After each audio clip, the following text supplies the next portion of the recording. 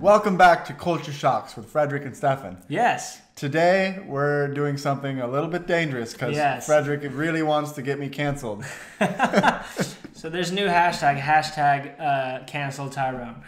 Don't start that. We're a little bit on the edge on this one, I think, because we're gonna talk about cancel culture, and I think it's an interesting phenomenon, and there's a lot of different opinions about it, and definitely I wouldn't say like typically American, typically Swedish opinions, but you told me a story. We can start there. Yeah. You told me a story. The inspiration for this episode, well, first of all, I really hate political correctness and cancel culture. Like, PC. I just like being able to like not have anybody worried about expressing their opinions. Like, of course, like sometimes people take it too far. Yeah. But I like when people aren't like afraid of having like being able to say speaking their mind. I don't think that's healthy for anyone to feel like they can't say what they're thinking. Now, obviously, and that's a bigger thing. That's a bigger thing in America. Like, I can say what I want, freedom of speech, and like that's it's interesting because I think in Sweden more people worry about it than in America. Like, just begin with. Well, being in a society like Sweden that is like much more like liberal and progressive, like I'm a person that like has really like liberal and progressive values, and I feel like I fit in really well in Sweden.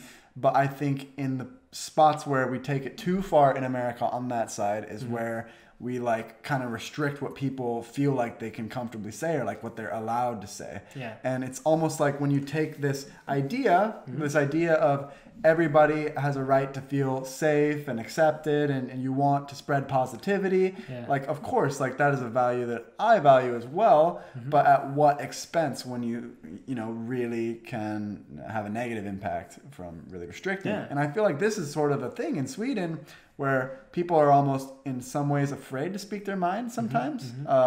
Swedish people tend to be very reserved, and sometimes Swedish people have more extreme opinions and they would never admit it publicly. Yeah. I find myself a lot of times doing that because I'm doing like an online course now for university, and sometimes we have like open forums, and when there's like I find something I don't understand in the course literature, like I wait a few days to like ask the question in the forum.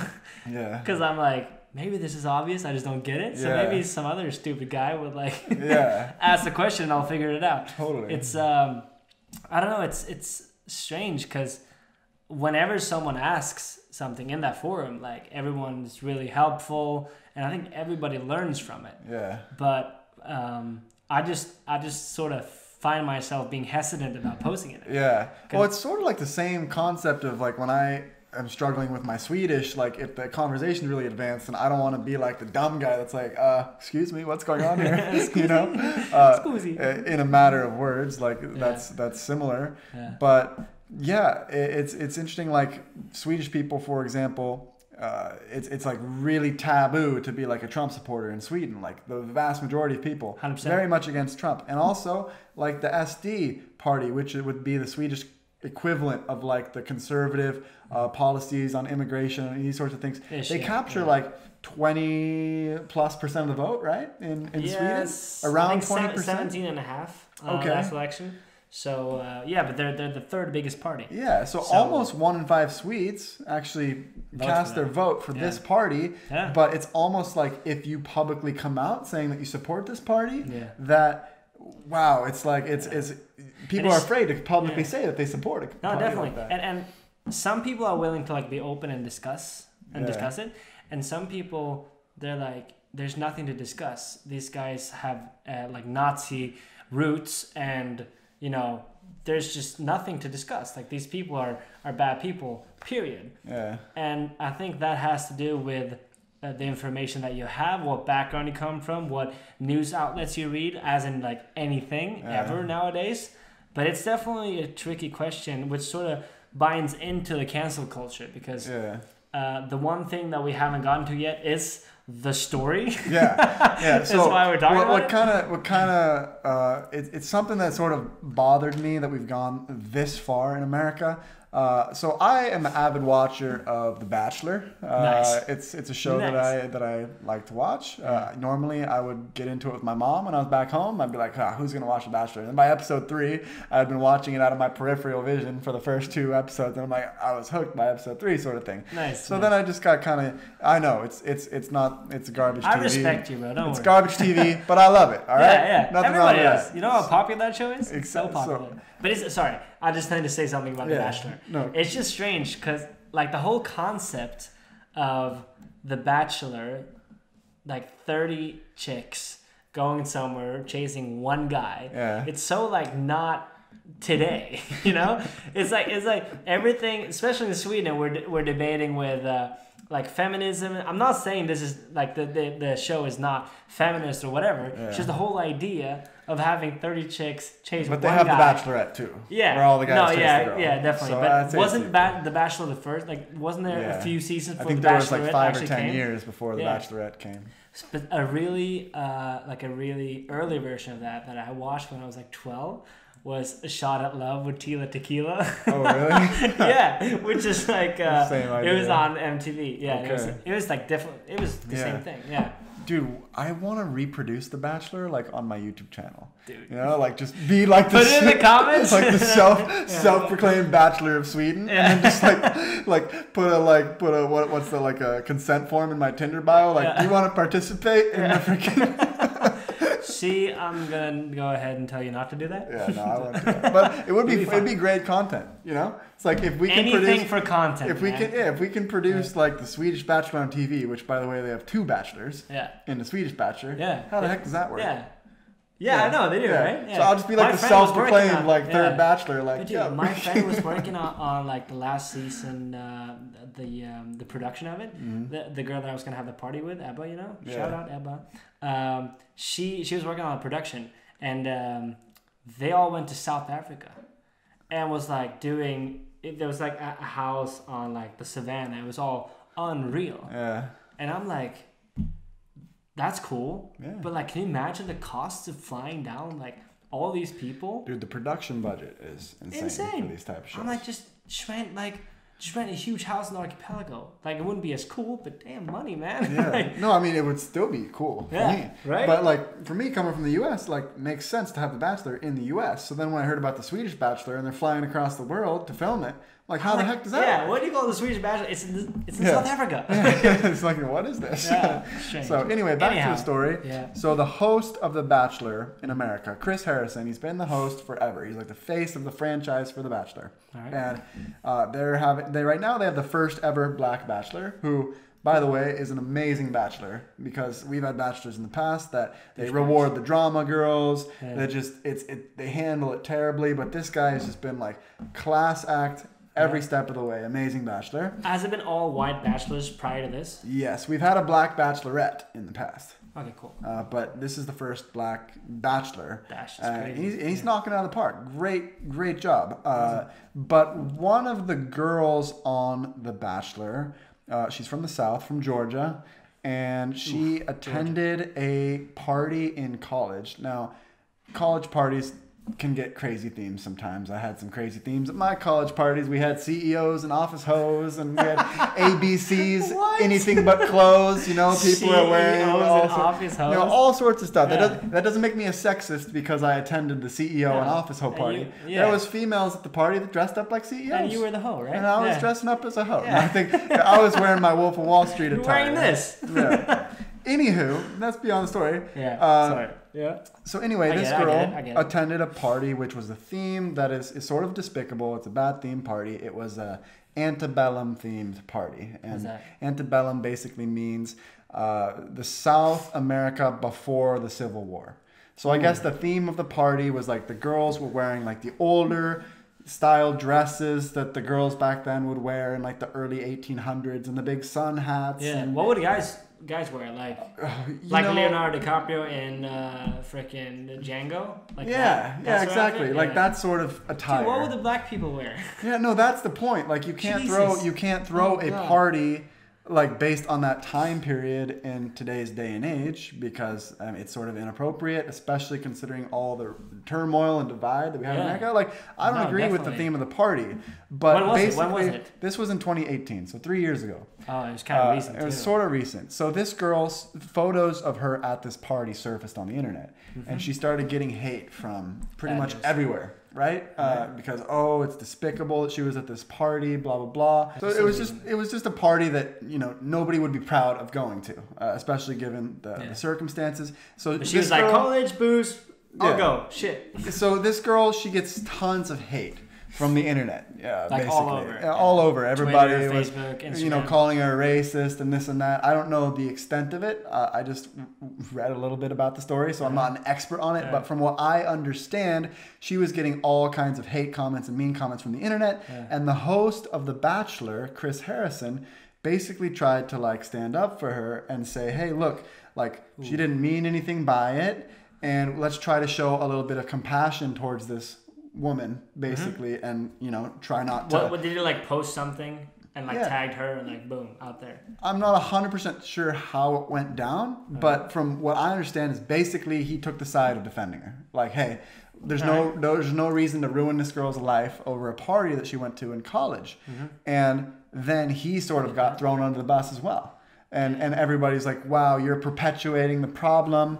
You're part of the problem, not the solution. So he witnessed this. Did she make any comments about it? Like when she got all the hate, did she respond to anything, or did she? Honestly, I'm not the best person to tell the story. Fine, but this is just like it's fine. Sorry, I just wanted to dig into it. This is just from what I've picked up is she was getting a lot of hate, and the host tried to defend her because look, all this girl's getting hate online, I get that, and I don't think her intention.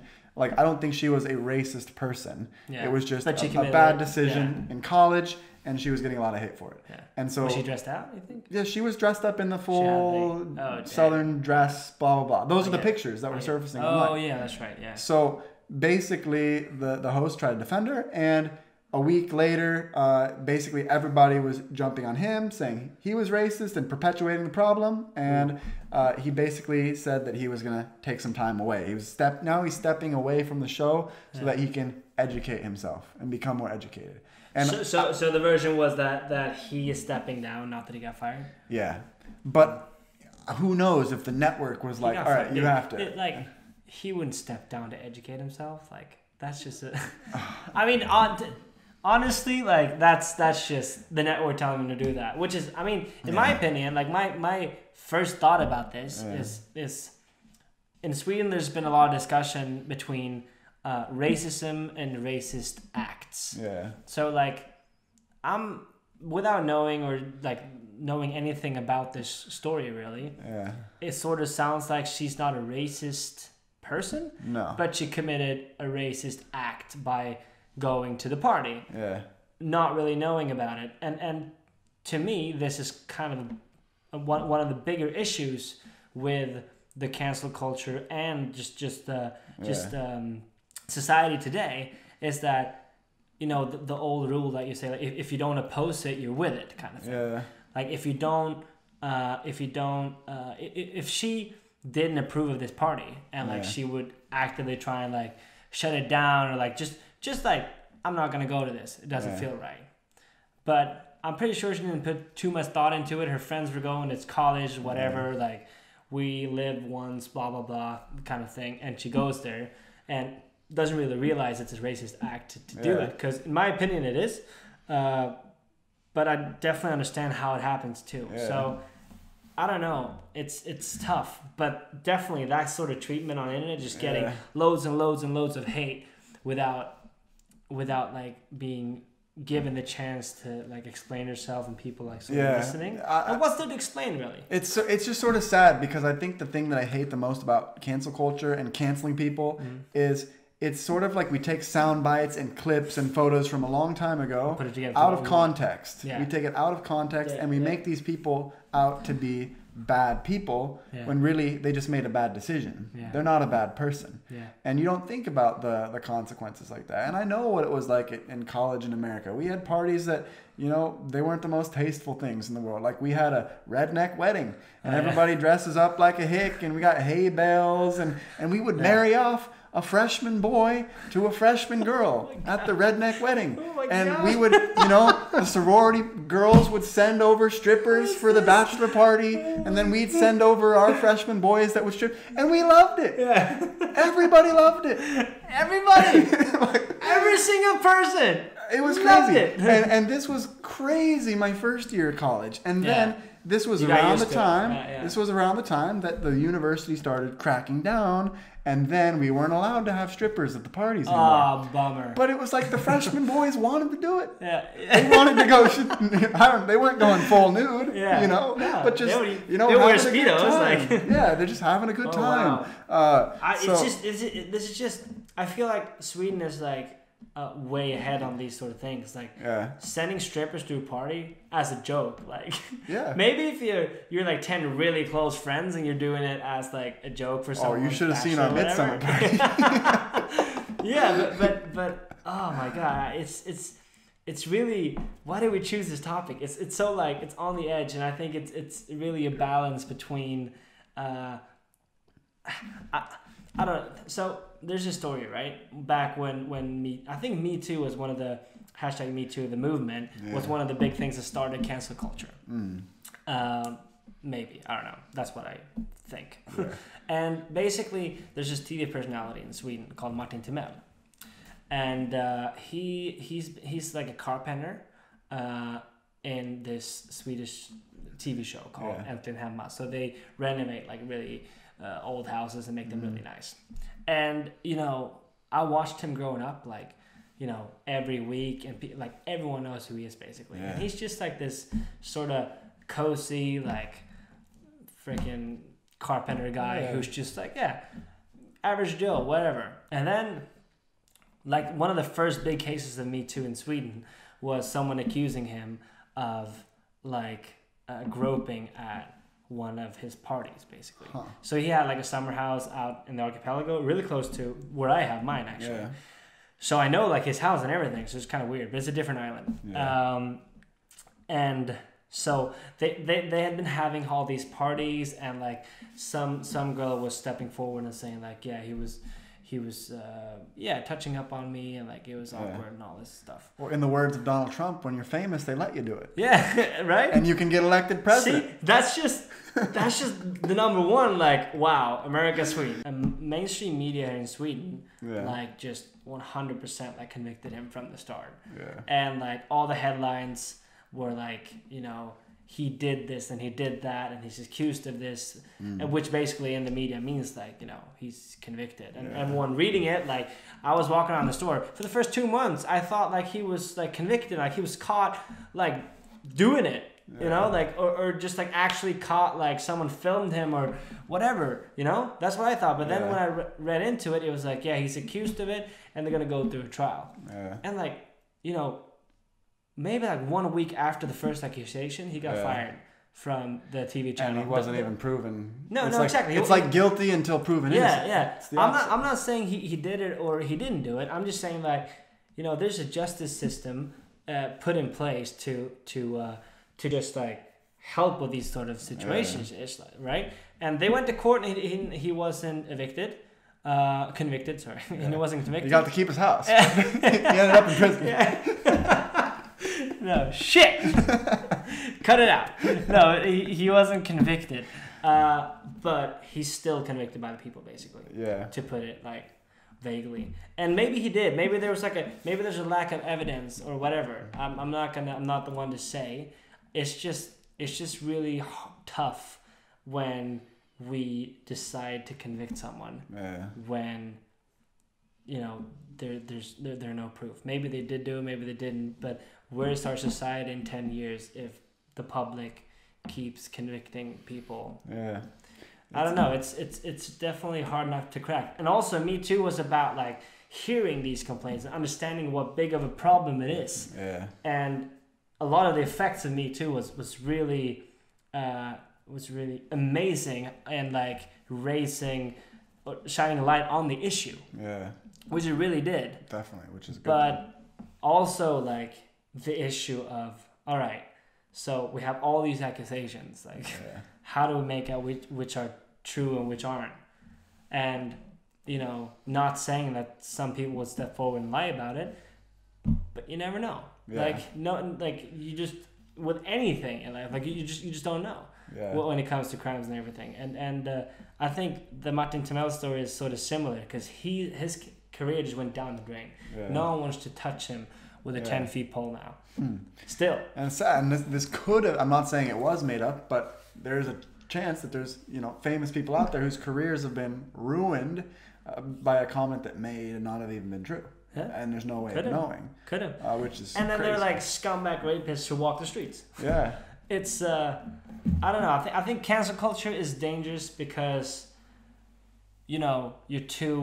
you're so adamant of like finding someone to blame. Yeah. I just saw this Netflix documentary about an hotel in Los Angeles called what's it called? It was this hotel.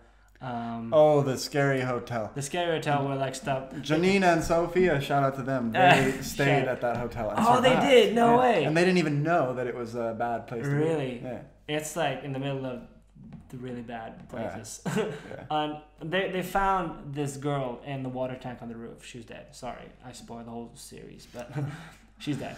I haven't seen it yet. Yeah. But anyways, when she turned up dead, everyone tried to figure out like who did it. And then the internet was really quick on judging someone, like this Mexican like death metal guy who just happened to stay at the hotel like a year prior and was writing all these songs about murdering people because he loved death metal. And is that what they write about? Yeah. Well, dude, this guy was insane. But still, like, I felt sorry for him because he was just like trying to express himself, and he got heavily blamed for the murder. But like the cops never really they never even looked at him because they were like, there's no way that it's this guy. Yeah. And he still got like basically convicted by the public. Yeah. And he's like, yeah, I still have problems with like a lot of shit. And music is not the same for me anymore. Yeah. That's another example, Yeah, I'm trying to think of examples that happened in Sweden. Like one that comes to mind was the guy from TV4 that was doing like the talent shows and stuff. What was his name? Bard, Alexander Bard. Yeah, Alexander Bard. Yeah, but that guy is insane though. Sorry, we can't. He has some extremist opinions. Yeah, I think he says stuff like purposely more extreme to try to get a reaction out of people. True. Yeah, I think he's sort of getting publicity in that way. Yeah, but he actually has like, if you listen to him in like a full format clip, like he's able to like flesh out his opinions in a little bit more of like an understandable way. Yeah. But when you take like a small clip here and a small clip there, like who the hell is this guy? Yeah. I saw this clip with him. He was like on a radio show or whatever. Yeah. And like the clip started where the guy hosting was a black guy, and he's like, I've only just met you, and like we just started the interview, and you're saying the N-word. You're taking the liberty of saying the N-word. And he's like, yeah, as a joke, to test the waters.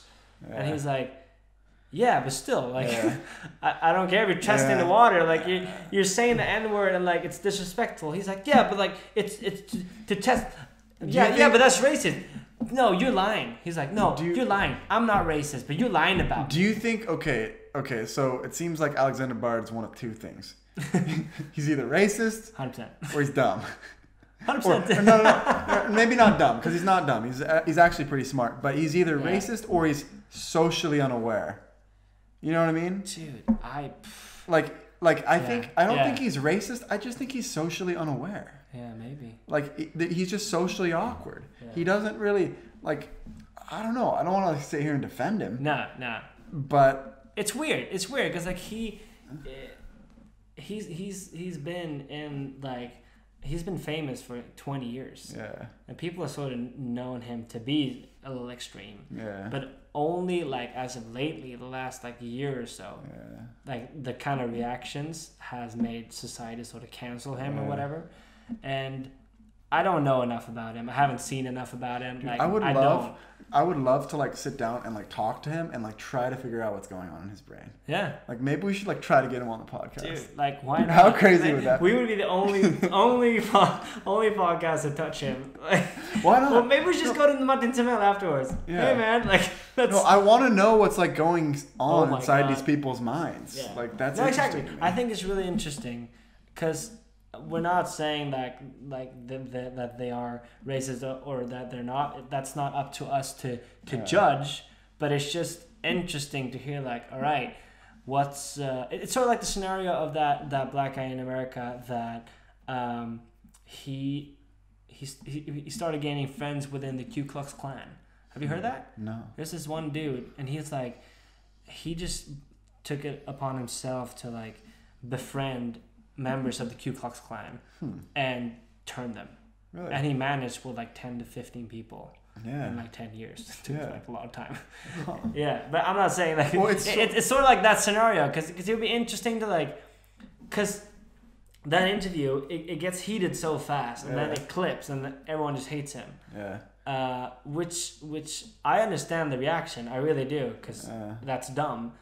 But I don't know, man. He just gets so... Have you ever seen the movie The Green Book? The Green Mile, I've seen that. No, The Green Book. It's an Oscar-winning movie that's on Netflix. Oh, cool. Won the Best Picture for when? What year? 2018, I think. Really? Like The Green Book. Recently, The Green Book. What is it? And it is about an Italian guy who's part of the mob in New York, basically, right? And he gets assigned to this black piano artist, basically. He's like one of the best piano players in the nation, basically. And he's going on a tour through the southern states. And the Italian guy, he starts off with a bit of racist tendencies. Like they had some black people doing some work around the house, and they were like drinking his wife's lemonade, and he like threw away the glasses after they left. Yeah. You know, so he was like sort of having racist tendencies before. Yeah. And then he went on the road and toured all of the southern states in this position and befriended this artist, basically. And by the end of the trip, he had a completely new perspective and ended up inviting the artist over for dinner with his entire Italian family. And his whole family was like, wow, you've changed, you know? But it just goes to show, like, I think the best way to combat this is just really getting to know all kinds of people from all kinds of different backgrounds. Yeah, and I think, like, I've got friends from all over the world and from all different racial and ethnic backgrounds, and I can honestly say, like, I don't even think about color. Like, that's just the best way, I think. And honestly, I try to judge people based on what they do, how they act, their character. If you're an asshole, you're an asshole. It doesn't matter, like, what color of your skin, right? 100%. Yeah, definitely. And that's so interesting because, like, I believe that no one is born racist, right? It's a learned behavior. It's how you're brought up. It's your surroundings. And if you can learn, you can unlearn. So just like taking that time to understand why the person is racist and try to make them understand why that's stupid. If somebody has a really extreme opinion, like I always try to think, all right, try to understand from their perspective. Yeah. And then if they can like explain their opinion to me, maybe then I can ask questions like, oh, why do you think that way? Like, why do you think? Because it's so hard to like argue and win an argument with somebody that has completely different views. Yeah. So I think the best way to try to understanding them and actually making real change is to like actually try to understand where they're coming from. Yeah. And like, there's good and bad people of every race, from every country, of every ethnicity, all over assholes. the world.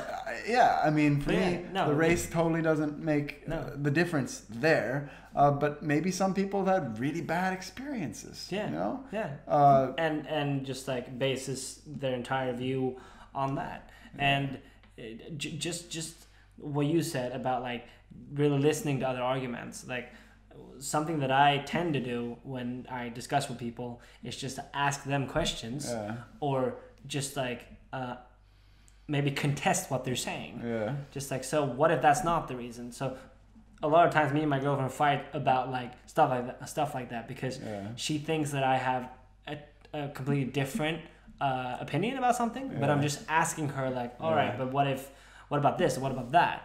And it sounds like I'm trying to convince her about something else, but I'm just interested in like a different view, a different viewpoint, basically. Exactly. And it's just interesting to like twist and turn. And I'm just like a really naturally curious person, and I always find myself playing devil's advocate. Yeah. So if I'm in America in a very conservative culture, I find myself leaning on the liberal end and saying, like, why don't we do it this way? Sweden, things are working pretty well in Sweden. Taxes up, man. Let's go. Yeah, and then in Sweden, I play the devil's advocate on the other side. Why don't we lower taxes? So no, I know what you're saying. Yeah, no, you're definitely somewhere in the sweet middle there for sure. But hey, man, these are topics that you can talk. We could talk for like a week about. Yeah, I hope this wasn't too intense or crazy, but I did want to cover the whole cancel culture thing. It just, I don't know, something about it doesn't really sit well with me because, people make mistakes. We're all human. And I think... And judging someone way before is without knowing all the facts. Yeah, I think trying to get to the root of like people's intentions. Like if people mean well, like to ruin somebody's career when they didn't mean to hurt anyone. Maybe they should take the time to educate themselves about the issues and this and that. Like I get that, but I think we really should look at people from a holistic view, and everybody makes mistakes. So with that being said, don't judge us. Ask us questions. No, but we mean the best, and we think it's important to discuss these sort of things. This is an episode where I'm really grateful for your comments because I'm curious what you have to say. And we're gonna do a comment of the week next week because we're running out of time here. Definitely. All right, so we look forward to seeing those. Seeing some nice comments. Thank you all for listening, and see you next week. All right.